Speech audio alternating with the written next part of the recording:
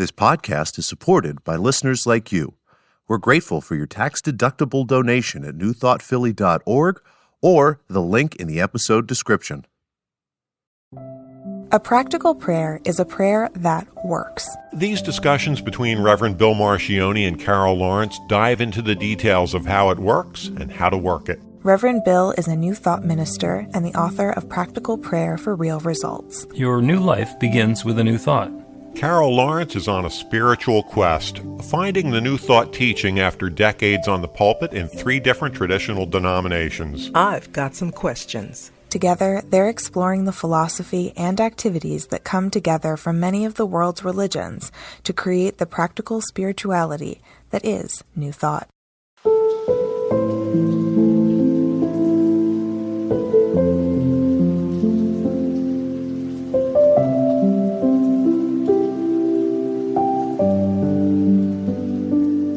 Welcome to the Practical Prayer Podcast. I'm Carol, here with Reverend Dr. Bill Marcioni. Looking forward to a very exciting conversation today. This is episode number 196 of the Practical Prayer Podcast. My goodness.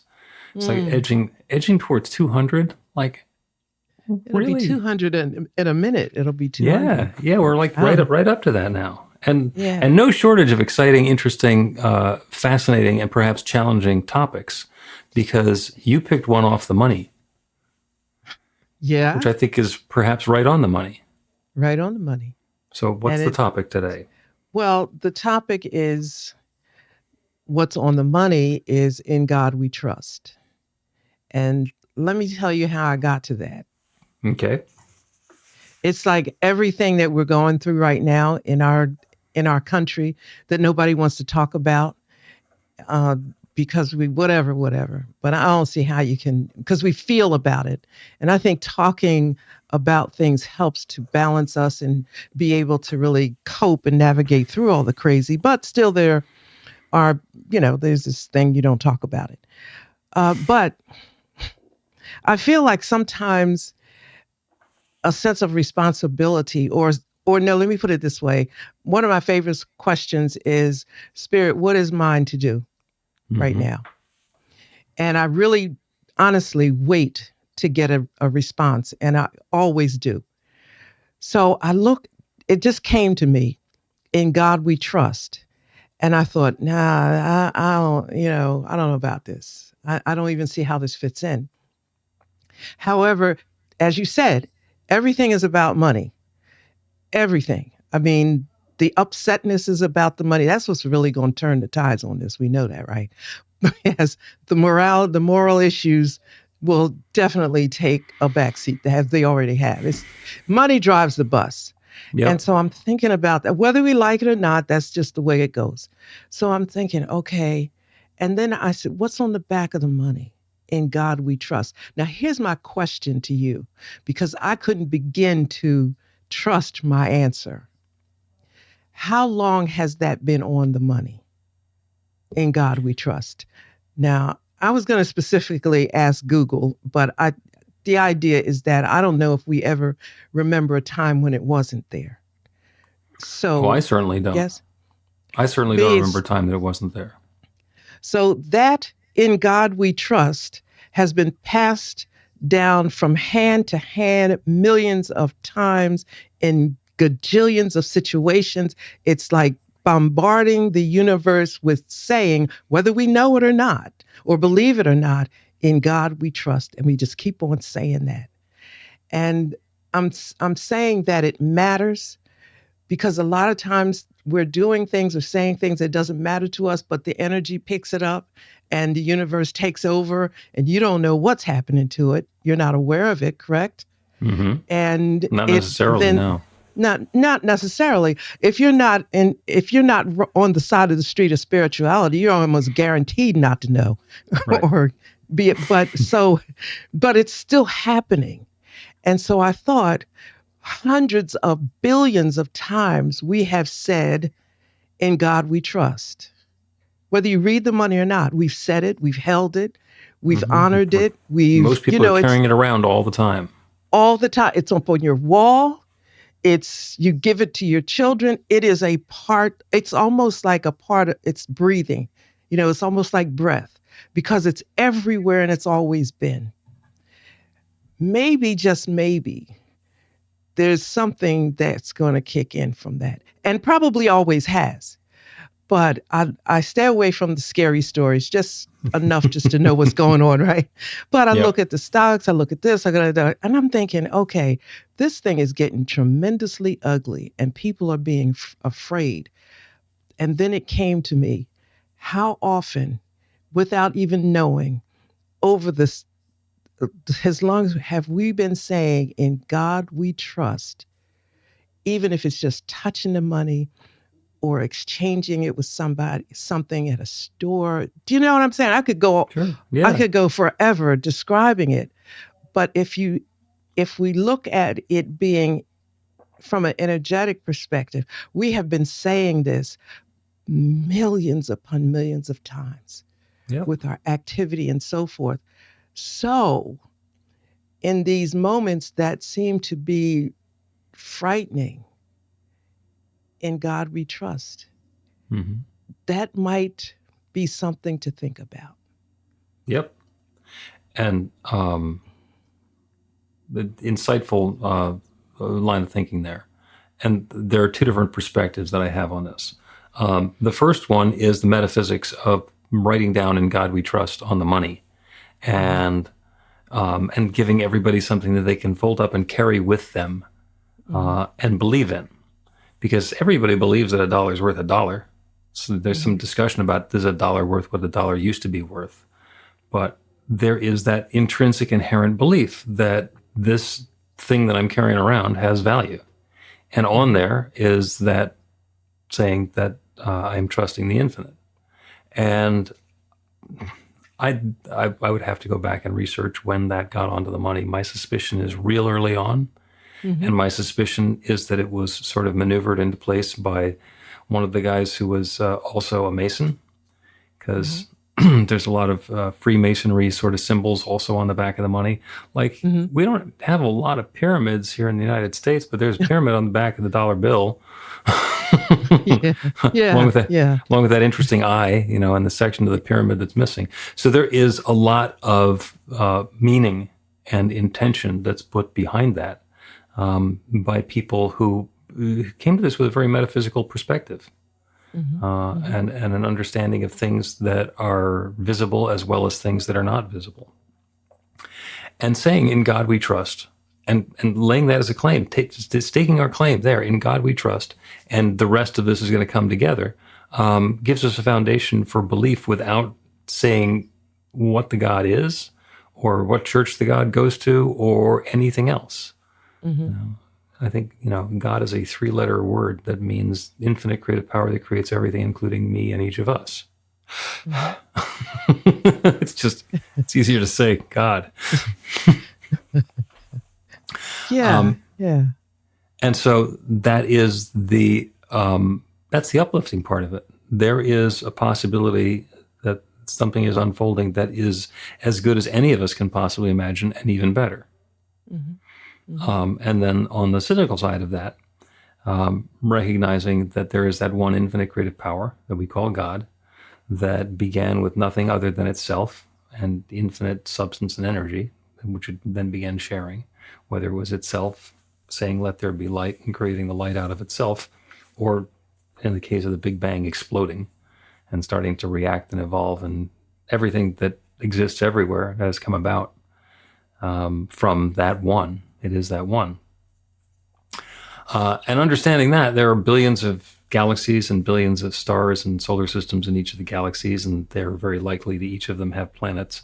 And here's the cynical part. If we were to completely mess everything up on planet Earth, just like a complete ruin it, gotta start over again, it won't change the universe that much.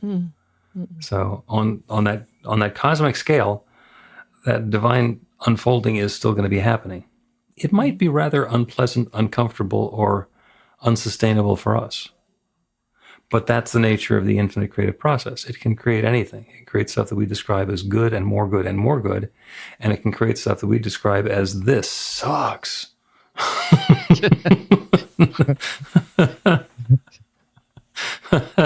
And the infinite is okay with either of those. Mm-hmm. So I absolutely unquestionably trust that the divine is continuing to create. And, the divine brings out the best in us. And the divine also allows us to pursue that which is not particularly harmonious or helpful or in balance for everybody. If you're more interested in the dollar than the fact that there's a divine power and presence unfolding, then there's a mad scramble for the dollars. And it's possible that's what's going on now. A lot of people think that's what's going on now. And a rebalancing. So the people who want to be printing the money are the ones who get to keep it. There's so much going on, but you know me, like I'm peeling back the whole thing, like peeling back every layer to see what I can find in this that makes some sense. Not so much an answer, but just help me make sense with another thought or another fact. And I was actually just walking down the hall when that came to me, and I had to stop, and I thought, this means a lot. This could mean a lot. Why did this come to you? And then I allowed my imagination to go crazy with, if in God we trust, gets in the driver's seat where it has always been on the money. Mm-hmm. It might be an interesting thing to just sit back and watch. At least it takes away some of the fearful energy that's out there right now, because to me, it's another perspective I haven't heard of quite yet. Not that I'm so, came up with something so deep, but it's just another thought. And there's always another thought, I think. There's always another way it could work out, because since I love that term, that infinite creative power that created everything, you and me. And we're not in the equation of the creating. We are the create, Right. We are the created. Yep. So that means that it's just worth, even for those who embrace, however you understand, being the co-creator of your reality, you're still co. So there's that point that you stand back and say, there's something bigger that's at work here. And I can at least take 5 minutes to consider what this might be. So I thought this is the best place to bring this up. Mm-hmm. Mm-hmm. And it's very difficult when we're personally invested in what's going on to be just dispassionate and say, oh, well, this is love unfolding, and it happens to be in a destructive phase. Mm-hmm. The people who are living in the middle of where the wildfires are going through, it's hard to say, oh, it's a rejuvenating. Yeah. It's an opportunity for nature to replenish itself. It's like, yeah, I built that house. I really like to keep the stuff that's in it. So it's not that it's always pleasant. It's not always the way that we want it to be. There's always an unfolding that's going on, and something is coming about, and we are the created, and we are also co-creators. So we're creating that next piece of experience. And the interesting part for me is that the less attached we are to specifically what that next bit of creation, of evolution, of unfolding looks like, the more likely it is that we're going to be able to participate in bringing it about. So if I want that person to walk down this street and have a problem with this other event, then I have a lot less influence on that than if I want to be in a place where the pieces are fitting together in a way that brings harmony and love and serenity to me and to that person and to everybody involved. Then it doesn't matter if they walk down that street and run into that person, or if something else happens and I wind up feeling happy about it. Mm-hmm. Mm-hmm. There are things that I am perfectly happy about now that I never would have expected. And certainly were not on the table. If I'd been in charge, I never would have thought of this.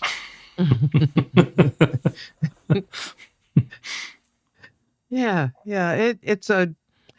It's trust. The word we use more is faith, but I think that trust is a nice word to put in right here, because what do we trust really? Maybe it's God, but it doesn't matter which God. you call it, which, you know what I mean? It doesn't matter if it's whatever God it is. My definition of God is that in which nothing greater can be conceived. So it doesn't matter which the name of that God. I'm trusting that which is nothing greater. And of course, I can elaborate on that. But okay, so if that's the case, I think I'll take a deep breath and see exactly what does that mean in the context that I'm in right now. And you can step into the road of being threatened, and then you become afraid of all of the things that you wanted to happen. They might not happen, and oh my God, what's going to happen? And I just paused and thought, I'm in the midst of a lot of things, and I have some ideas, and maybe this is a time to really think those through, because I can't fix any of this that's going on. I don't even have a good idea that would be workable if somebody called me and said, Carol, we've been trying to reach you. I don't, it's above my pay grade. But what is in my, within the sphere of my power, there's a lot that I can think about that needs my attention in terms of what is the next divine right step. I need to give that some attention. And in God we trust. I've always trusted God. So let me just pay attention to what I'm doing here. Yeah. Because there's a whole process of letting go and not being attached to what specifically is going on now, because that gives us the elbow room to be informed about some other way to engage in that. There's actually a wonderful book that David Hawkins wrote about letting go. Let's take a break and then talk about letting go. Learn to put practical prayer to work in your life. The steps are simple to learn and let you begin to get real results to create the life of your dreams immediately. Reverend Bill Marcione's widely acclaimed book, Practical Prayer for Real Results, gives you a clear summary of the New Thought principles behind practical prayer and the series of easy-to-understand steps found in the most effective prayers from religions and spiritual practices all over the world and throughout history. Practical prayer is not a replacement for your religion or practice. It's a technique to make the work you do in consciousness even more effective. The book includes 40 prayers on various topics that you can adapt as needed and use as your own. Practical Prayer for Real Results is available in paperback, Kindle, and audiobook on Amazon or at b-the-light.com. That's b-the-light.com.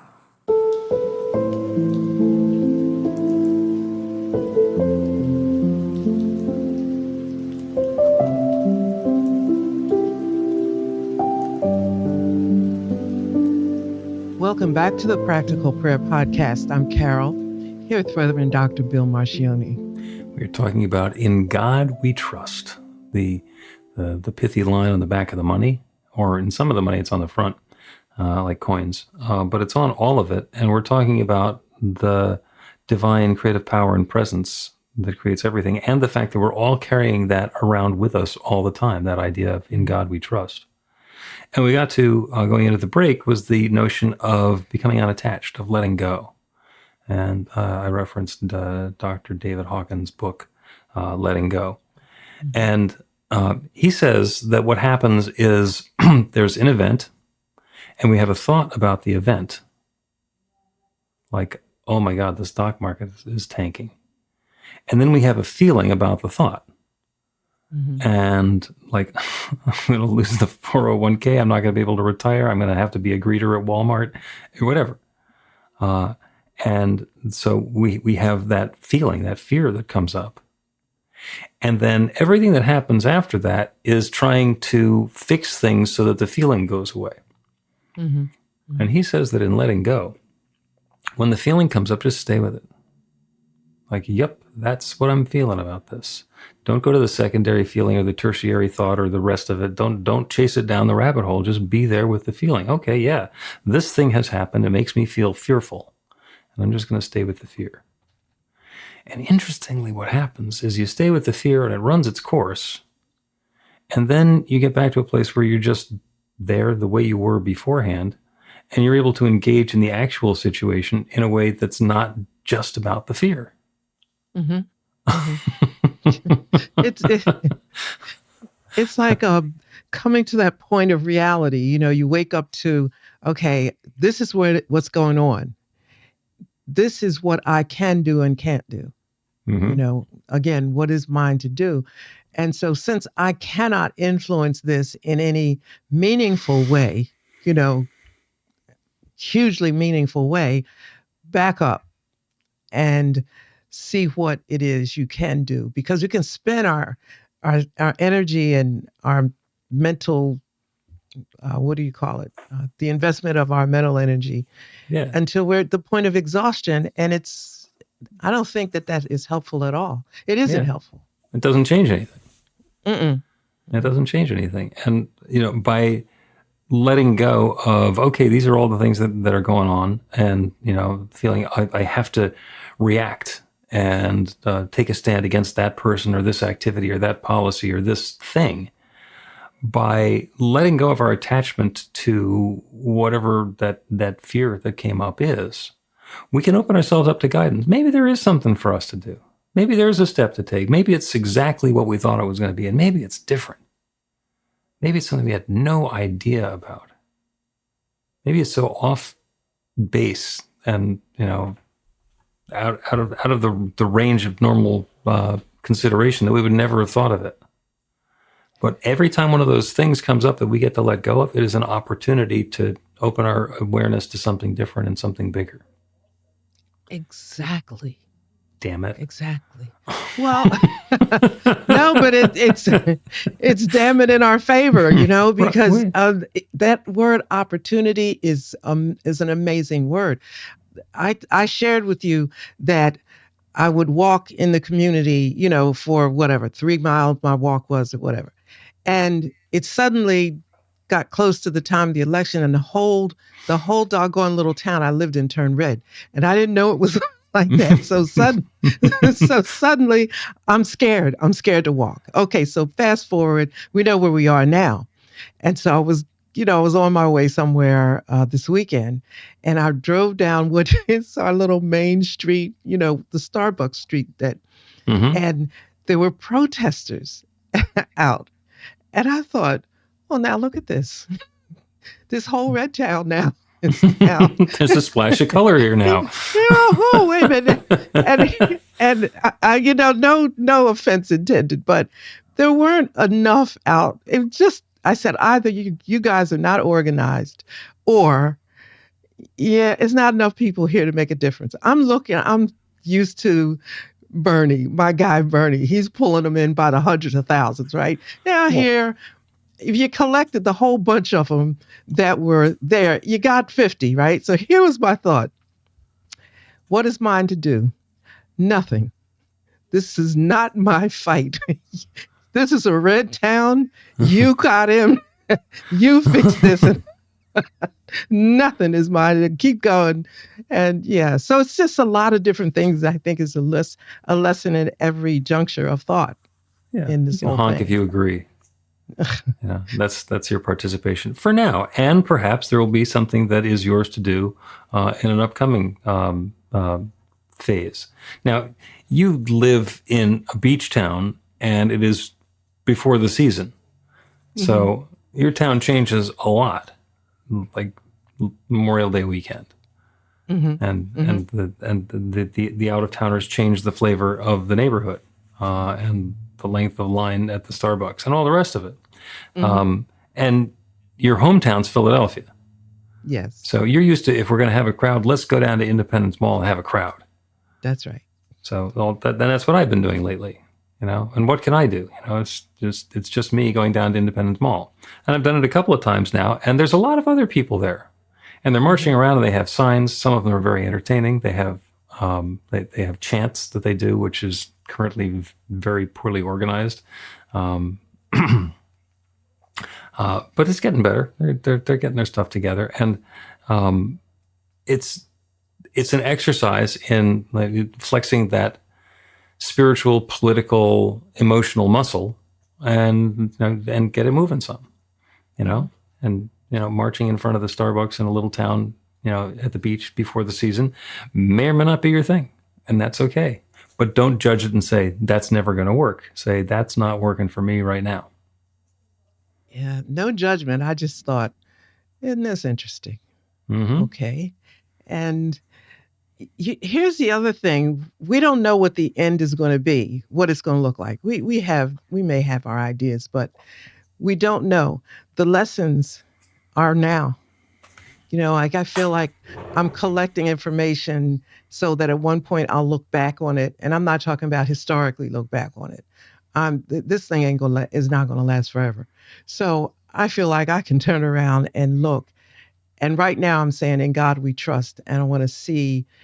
For me, in God we trust means I want to see the intervention of the divine energy is going to be on this. Something is going to happen. I'm curious. Mm-hmm.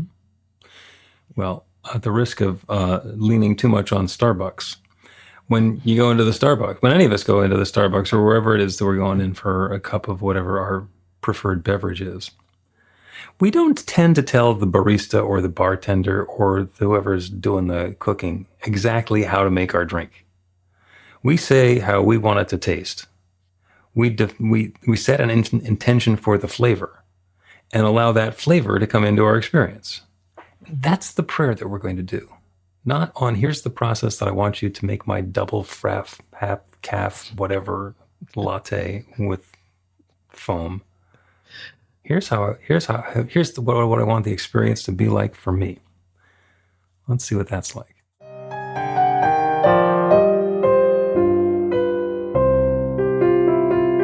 It's Reverend Bill letting you know that the Practical Prayer for Real Results class is now available on demand. That's right, you can take it at your own pace, anytime you want. All of the information is at bethelight.com. That's b-the-light.com. You know where to find that stuff.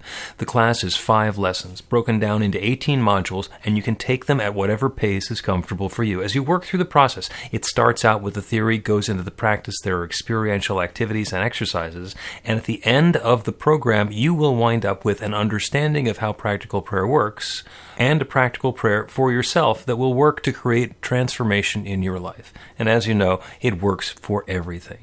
Take a look at the class online at bethelight.com. There's a sample lesson so you can see how the class is going to work for you and then dive in. The great news is it's on sale now. You can register and save $20 off of the regular price. I'm looking forward to seeing you in class.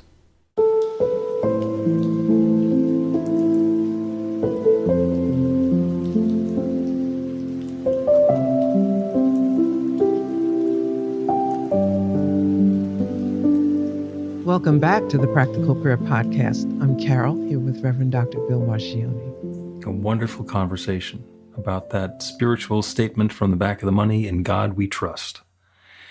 And that's keying up what our prayer is going to be about today. We always like to end the Practical Prayer Podcast with a practical prayer, which is 5 or 7 steps and follows a very specific format.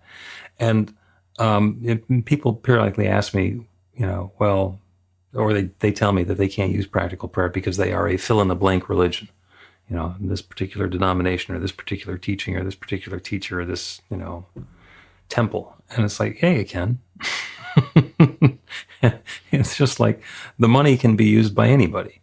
If you got $1, you can buy $1 worth of stuff with it.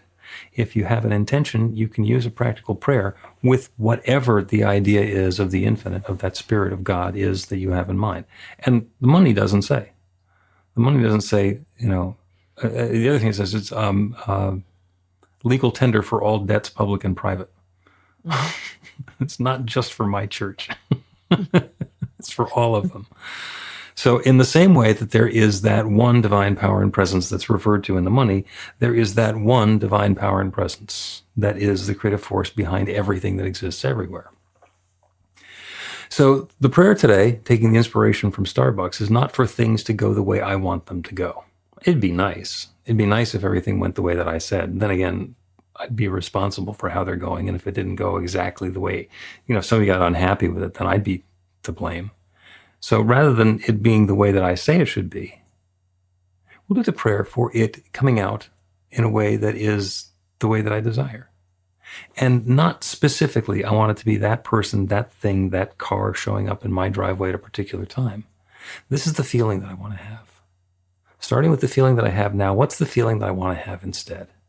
In the same way that we go to the Starbucks and we don't tell them how to make our coffee drink. We tell them the coffee drink that we want to have, the flavor of it, the experience of it. And some people like a lot of foam, and some people like no foam, and some people like the whipped cream, and some people like, it doesn't matter what you like. What you like is what you like. And as you describe the feeling that you want to have, that's the intention that's being put forth to the person who's going to make your coffee. The same process works with the infinite. So that's the prayer. We get to turn away from the details and the specifics in the world around us. It's all still there. But as we turn away from it, we're able to open our awareness to that bigger picture, that grander creative process that's going on, knowing that there is one divine power and presence, one love, one source, one energy, one limitless intelligence, one source that we can conveniently call God. It is that one which has created everything, that one which is sharing its very energy and substance, its love and intelligence as all of its creation. Everything that exists everywhere is God's divine presence taking individual and specific and particular form. That includes me.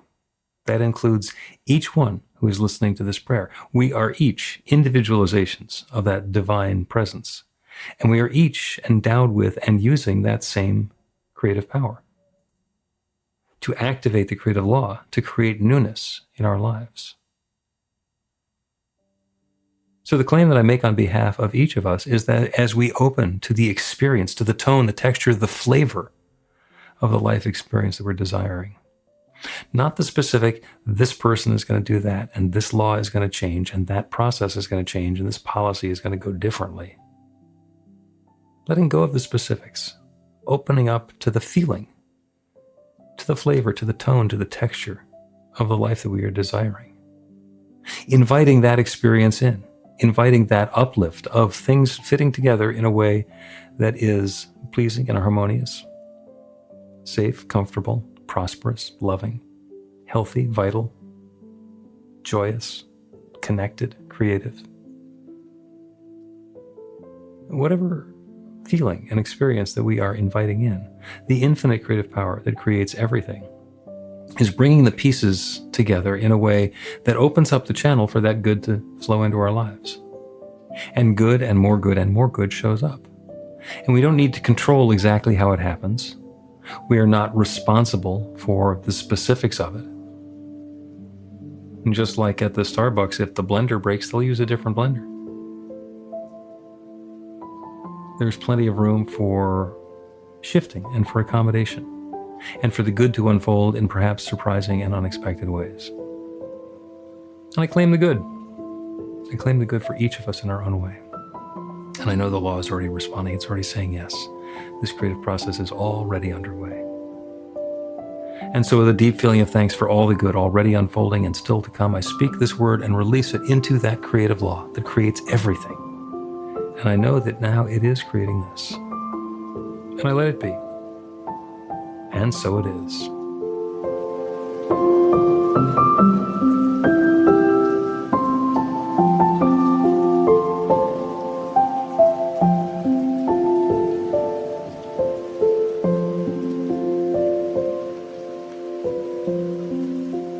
The Practical Prayer Podcast with Reverend Bill Marcioni and Carol Lawrence is a production of BeTheLight.com. be-the-light.com, where you can find more information about practical prayer for real results. Our theme is by Music of Wisdom. You can learn about the spiritual community of New Thought Philadelphia with daily guided meditations, Weekly celebrations of spirit, and Reverend Bill's classes in practical spirituality at newthoughtphilly.org.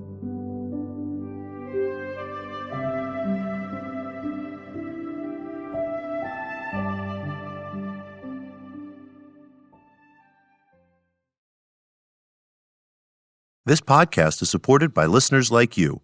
We're grateful for your tax-deductible donation at newthoughtphilly.org or the link in the episode description.